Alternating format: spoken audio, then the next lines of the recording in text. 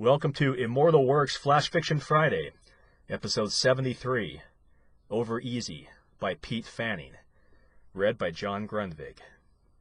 The SNW-2000 virus hit hard and without warning. The virus crippled infrastructure, baffled experts in anti-malware systems with its speed and efficiency. At first thought to be a DDoS virus, it quickly moved through smartphones to Wi-Fi speaker systems like the Echo and HomePod, before compromising servers, homeland security protocols, eventually crashing networks worldwide. The results were catastrophic. Reports surfaced of pasty 30-year-old men emerging from basements, ripping off VR goggles and blinking at the ball of fire in the sky. Children sitting blankly on floors, breaths buffering, staring at billboard-sized television sets, waiting for life to resume. Far removed from the apocalyptic tech crisis was Della's Diner, a low-slung brick building with smeary windows and sticky counters. Della's was perhaps best known for its cheap coffee and feisty namesake. A no-frills sort of place, Della's was without a modem or even a television, only the radio above the register. Eddie Fisher's Anytime crooning through a crackle of AM static. A ding at the door. Clayton Mills came strutting inside, dabbing at his forehead. "That's 3 miles before 8 o'clock, Dell." "Mr. Fitness is here," Della grumbled. Clayton absently snatched the well-thumbed AARP magazine wedged between napkin dispensers at the counter. He gestured over his shoulder. "There's a hubbub going on outside. All the businesses are locked tight. Is today some sort of holiday I don't know about?" Della chuckled. The phone on the wall rambled. She snatched it on the first ring. "Della's." "Uh-huh." "Oh, Lord. Well, we can only take cash anyhow. So, yeah, okay." Clayton glanced at Peters, the only other customer at the diner. He had the sports section spread out and was poring over the box scores. "Anything good?" "Some sort of virus going around." Clayton backed off. "Well, yeah, that time of year, I suppose. That's why I eat beets every day. And not much on taste, but keeps me healthy as a horse. I'm peeing like a geyser, too. That and the exercise. Just got 3 miles in, you know." Peters sighed. "I heard." Della hung up the phone and went for the radio.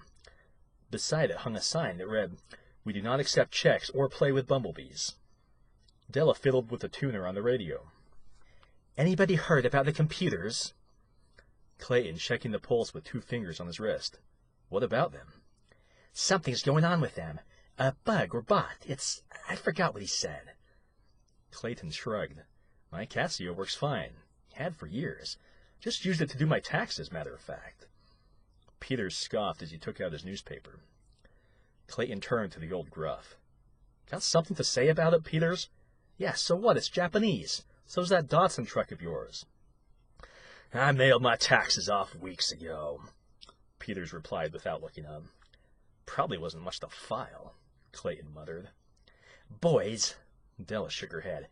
"No, it's something serious," she said, turning to find a news station. Clayton kept his glare on Peters. "Here," Della said, turning up the volume on the news. "Infrastructure has been wiped out. It's total chaos. The bots have infected devices, screens flashing blue before going blank. Happening worldwide. Streaming, broadband. The infection density function along with the distribution." Clayton scrunched up his face. "Hey, Dell, think you can find an English-speaking station?" Outside there was a crash. Della and her 2 customers turned to find a stampede emptying out of the Starbucks across the street.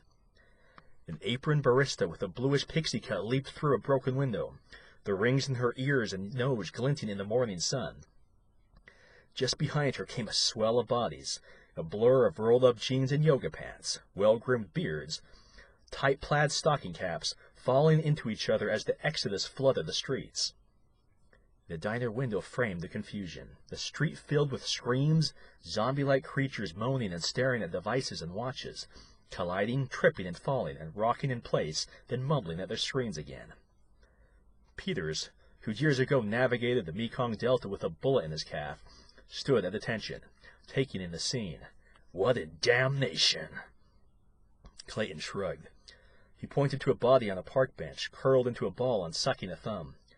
Poor girl. Somebody should help her. I think that's a man, Della said. With those little pants? The sandals? It's hard to tell over there. Huh. Clayton dabbed his forehead, turning from the window. Well, I'll have the eggs, I suppose. Over easy, Dell. With toast, please. I'd better go wash up. Something's going around. Thanks for listening. Please rate us on iTunes, Google Play, subscribe on YouTube, and share with your friends. It really helps us broaden our audience. And if you have a flash fiction story you want read on our podcast, please submit it at www.immortal-works.com.